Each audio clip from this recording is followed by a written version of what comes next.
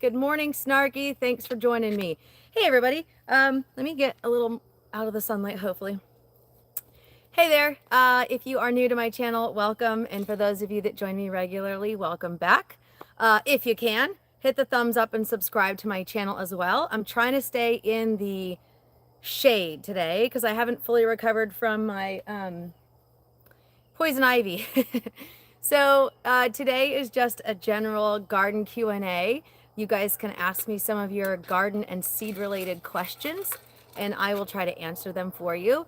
And also I will share a little bit of information from like questions that I've been asked this week in emails. So couple things. Hey, Esther's daughter, thanks for joining us. I have been sharing my Facebook lives. I have been downloading and sharing to YouTube. Hey, Kathleen, thanks for joining me. Sorry, I'm trying to get out of the sun here. And it's been kind of fun. Hey, Tom, thanks for joining us. So Facebook has started deleting my live chats after 30 days. So I've been resharing them here to Facebook, and they're really just specific information about a handful of seeds each week. If you're not on Facebook, then you don't necessarily get to participate in the giveaway portion of it. But if you do join me live, oh, there goes the cat. Buster is out with me today in the garden. So if you are on Facebook, check it out. Every Wednesday, I do a live chat. We talk about specific seeds. And then at the end, I pick a winner. Hey, Betty. Hey, Bertha. Hey, Kelly. Thanks for joining us. So every Wednesday, all the seeds that we discuss for that live chat, I do at a giveaway as well. So if you're on Facebook, check it out. It is Wednesday at 5 p.m. Central Time. And then if you're only on YouTube, no problem. I reshare the video here. It's just there's no giveaway included. All right. So ask your questions. Hey, Michelle, thanks for joining us. If you've got a specific question, please ask. Hey, Cynthia as well. I recently posted, speaking of Facebook, I recently posted what is one crop that you struggle with in the garden and how can I help you? And there were so many comments. Brassicas seem to be an issue for people, specifically broccoli or specifically Brussels sprouts were an issue, carrots. So if you have questions, please reach out and ask. Hey, Asia, thanks for joining me. So carrots are a good one. I did discuss this at a Master Gardener group not too long ago, and I probably already shared the information with you here when I was discussing fall gardening. I had my little three-page sheet that I handed out to everybody, and if you want that, hey, Alyssa, thanks for joining me. If you want that 3-piece handout, just let me know and I can send it to you in an email. So send me an email, mary@marysheirloomseeds.com, and I will reply back with the attachments for the 3-piece handout. So carrots specifically, carrots were definitely an issue that people have. And I can say as well that I have struggled with germinating carrots in the past as well, until we started using the cardboard method. Esther's daughter says, since it's still in the high 80s and 90s in Florida, what can I start planting now? Great question. In the description section of this video, you'll find a link to my comprehensive planting guide. There are 3 Florida specific guides. I have South, Central, and North Florida included in there. There's a ton of stuff that you can plant right now. October is a big planting month for all of Florida, really. So definitely check that out. There's pretty much everything you can plant. More heat tolerant bush beans, like the jade bush bean, is a great option for you. There's a bunch of different stuff that you can plant. Squash, summer squash and winter squash, pumpkin, Seminole pumpkin in particular. So there's a lot you can plant. Alrighty, so getting back to carrots. The cardboard method is very, very simple. You water your soil. Make sure is, do you have anything for Illinois there? Yes. So my comprehensive planting guide includes region-specific growing schedules or calendars. So look at the map, find your region, read down in the information there, and then also check your frost dates, because your frost date may be coming up in 30 days. And that's also included in that 3-page handout that I was just mentioning. It's a 30, 60, 90-day fall planting. So you take your first frost date, and you count back 30 days and then add 10 days for the fall factor and also the germination times. And then it'll tell you, give you an idea of what you should be planting there. So for example, my frost date here is November 15th. So I take November 15th and I count back 30 days and add 10. And now here I am like October 5th or so. And that is when I should be planting my radish. I can actually plant radish now because it's time. Carrots. I'm going to plant things that are a little more cool, hardy as well. Got bumblebees running around. I got the cat running around. So as far as the carrots go, make sure your soil is very, very loose by adding, you can add coconut coir to add organic matter, but also to make it a looser soil. You don't want compacted soil because that is going to keep your root crops from growing properly. And that was another thing that people had, was they're like, my beets and my root crops they're growing, but they're spindly. So if your soil is compacted, that is definitely going to impact the growth. So make sure your soil is nice and fluffy first, water it really well, and then sprinkle your seeds over the top. Make sure it's nice and moist, the soil. Then top it with your cardboard and water the cardboard. Make sure that cardboard stays moist. Now you're going to check your soil, check underneath the cardboard every day or two to make sure it doesn't dry out. If it rains, no problem. You've got naturally water there, so you don't have to water it again. But we want to make sure it doesn't dry out. And then every 2 days, every day or so, lift it up, see if it's moist. If it's dried, water it, put the cardboard back down. As soon as your seeds germinate, which is usually about 7 days, you remove that cardboard, and now you have a successful germination of carrots. From there, they need water regularly. You don't want them to dry out. And that's as simple as it is. It's called the cardboard trick, and I've used it for a couple of years now, and it has been successful. I was just pulling up some pictures of my purple carrots that I grew to upload to the website. So very, very good. Bertha says, how do you dry hot peppers without a food dehydrator? Here in my house, I just put them on the kitchen counter and they naturally dry out. That can cause them to mold wherever you're drying them. If it's too damp or too moist, sometimes they will rot on your counter if you do that. But I have been successful in just leaving them out on the counter. Some people will put them in the oven at a very, very low temperature, or you put them in the oven with a light on and no oven on, and sometimes that can help them naturally dehydrate without a dehydrator. I will say that there are some very inexpensive dehydrators. You don't need to buy a fancy $500 machine. I want to say I paid like $79 or $89 for a decent dehydrator online. And it's worked really well. I've run it around the clock sometimes for different things.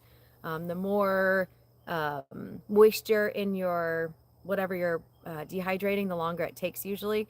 But herbs, I've been really successful in using that to dehydrate herbs. All right, any other questions?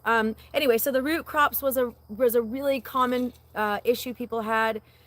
I've used I've used radish around my tomatoes sometimes to deter pests. I've used them around my squash sometimes. And one indicator of soil health is if you have good fluffy soil and your radishes grow really thin and spindly, it could be a calcium deficiency in your soil. So one of the things that I've suggested quite a few times is to have your soil tested.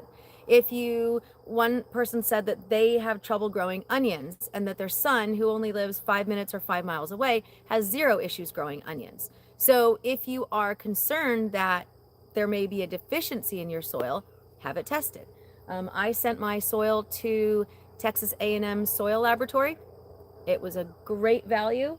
It was inexpensive, and it gave me a really good idea on what my soil might be lacking. And in this case, it was low on nitrogen, which is normal being the end of the year, but it had a great amount of phosphorus. So if that way I know I don't need to add phosphorus this year, but I do need to add nitrogen to my garden, which I normally do anyway, because if I'm growing heavy feeders, I definitely want to make sure they get enough nutrients.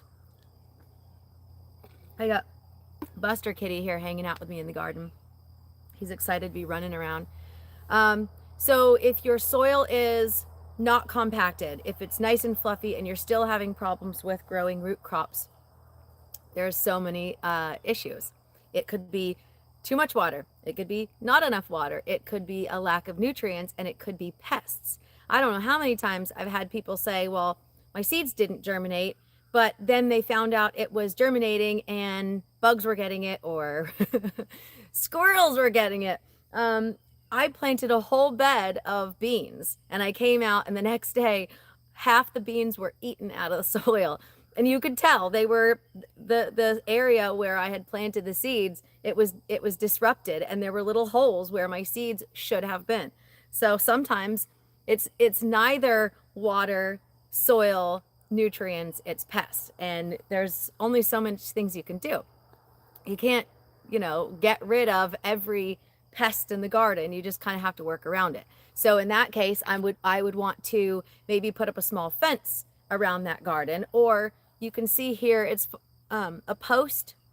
Sometimes I put posts on my raised beds, and I'll wrap it with chicken wire, and then one side has a hook, and I can undo that hook and pull that wire off the bed so I can work in the bed, and then I wrap it back up, and it's mostly free from pests. So if I had a squirrel issue and I really wanted to grow in that bed, that is one easy way to do it. You can see I've got posts in a bunch of these beds.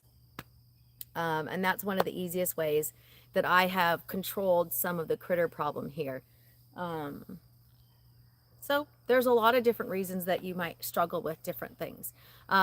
Brussels sprouts. Brussels sprouts are very difficult for some people. They take a long time to produce, and if it's really, really hot in your area, they may struggle to grow, or they may struggle to produce. And they're also a heavy feeder. So that's one of those things where I can plant Brussels sprouts in September, but it's still 90 degrees here in September. So they may struggle to survive. So that's a common thing people had issues with. Cabbage, similar. They can take a little longer to produce, and they're not heat tolerant. So my suggestion then would be to grow something that is faster maturing. So instead of growing a large heading cabbage, like the late flat Dutch is like 100 days to germination, and it takes like 2 feet of a bed. So try something, hey Natasha, try something like a dwarf pak choi, regular pak choi. The dwarf pak choi is like 30 days. The regular pak choi is like 55 days. And then the golden acre cabbage is a faster maturing heading variety of cabbage. So maybe just work around if you struggle with cabbage, either too many pests or it's too hot, try something that would mature faster. By the way, for those of you just joining me, hit the thumbs up and subscribe to my channel if you haven't already, please. And in the description section of this video, you'll find links to lots of different things. If your seed garlic order hasn't shipped out yet, it will ship out this week. We have so many seed garlic orders that we're working through right now. But they will ship out by the end of the week. Well, midweek actually this week. But we still have some seed garlic available. So check out the link in the description section. You'll also find my comprehensive planting guide. You'll find links to some articles I've written. So check it out. See if you like it. If you have any seed or garden related questions during my live chat, you can always ask, or you can always send me an email. My email is mary@marysheirloomseeds.com, and I do answer. Another concern someone had was onions. They said they get these beautiful green tops of the onions, but no bulb. And I asked them, are you planting the right one for your area? And she didn't realize that there was a difference. So you have short day, intermediate day, and long day onions. So short day onions, they're light specific. So short day onions are fantastic for those of us in the South. Intermediate day onions are going to be the middle of the US, and then long day is going to be the northern gardeners. Now everyone can grow bunching onions and chives because those aren't bulbing and they aren't daylight sensitive.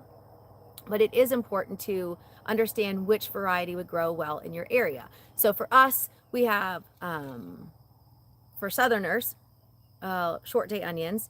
It's all sectioned out at Mary's Heirloom Seeds. So you can just click short day onions and then you've got it. Red Burgundy off the top of my head, Texas Super Sweet, which is also called the 1015 because it's recommended that you plant those on 1015. So, and you're thinking, well, it's going to freeze in a month. Why would you plant it so late? Well, onions can withstand cooler temperatures. And then they will overwinter and then they will be ready to harvest in spring. And the Texas Early Grano is another one. These are all short day onions. And then you've got long day onions that are like the red, I think the red Grano off the top of my head. The Southport White, I believe, as well. The Yellow Sweet is also a long day. So those are varieties that you can grow in the north. And then there you've got the intermediate as well, which is the brand new one we just added. And that's the Rosa de Tropea, I think it is what it's called off the top of my head. Hey, Caitlin, thanks for joining me. So that one is an intermediate day, and that one you can plant in most regions. Not all regions, but you can still get by. It's not a large bulbing onion either. It's called a torpedo, a red torpedo. Onion, we carry those as well. Those aren't specifically from Tropea, Italy, so that's why there's a difference. But those are really good. They are delicious.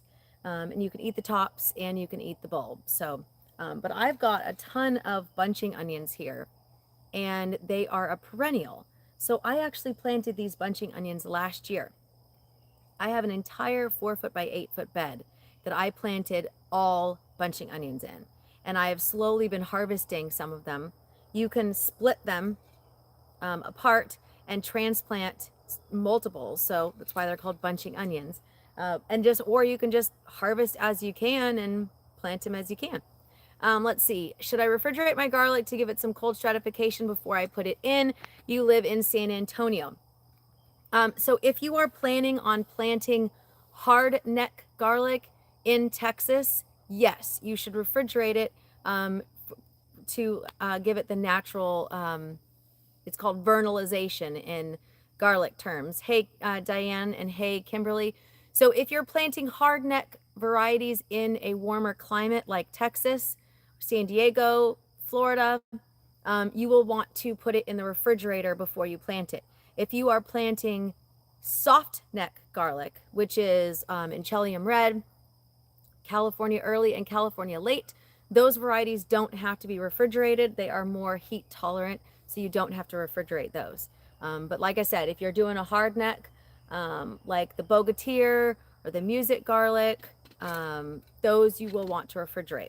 So also I should have mentioned too, since our seed garlic the rest of our seed garlic is shipping out next week, if there's a variety that's listed at Mary's Heirloom Seeds that is not available right now, and you're interested in it, reach out to me in an email. I always have extras at the end, and I don't, whatever I don't plant or whatever I don't have in my plans to plant will go back on the website. But if you want to get first dibs on it, send me an email. I have a very short waiting list for some of the varieties. And I will have a second round of Egyptian walking onions. And I have a couple people on the waiting list as well. So if you want to get in on those, send me an email. My email is mary@marysheirloomseeds.com, and I will respond when I get your email. So if I don't respond or you don't see a response, check your spam folder because that might be in there. Any other questions? I'm trying to think of some of the questions that people asked or the concerns people had about different crops. Me and Buster the cat hanging out in the garden this morning with you. And if you end up having questions, you're watching this video or you watch the replay and you end up having questions, you can always send me an email. Like I said, with the pest issues, if you do have a pest issue, these little fences I made are so easy. It's easier to fence off a garden bed than it is a whole garden or a whole garden space. It may not keep big critters out, but it can keep out some of them. You found root knot nematodes on your okra root. Should I do anything for my soil? Oh, no. And that's a frustrating one because usually okra is more resistant to root knot nematodes. I highly recommend solarizing your soil if you haven't. You can actually buy beneficial nematodes to counteract the bad nematodes in your soil. You can check that out online. I think Arabico Organics is one that carries them. You can chop and drop marigolds, specifically French marigolds. So you're going to grow the marigolds in that bed, and then you're going to chop it down and dig it up into the soil. And or if you have it growing on your property already, you can chop some of it down and use that. There's a chemical in French marigold, or marigolds in general, that will deter some of the nematodes. It may not kill them, it may not completely get rid of them, but that is one way to fix your nematode problem, and that is the French marigolds. I grow French marigolds all over the place. I don't have root knot nematode issues, but it's a great pollinator. It's great to attract pollinators. It's also great to use as a dye. I just shared in my mostly feral gardeners group about the dye that you can make using French marigold flowers. Kimberly says, oh, good, we'll email you wanting to the Egyptian walking onions. Very cool. Yeah, and so our Egyptian walking onions come with printed instructions. They're probably some of the easiest ones to do. I'm going to be planting mine this weekend. I've got a bed in the back there that's mostly empty.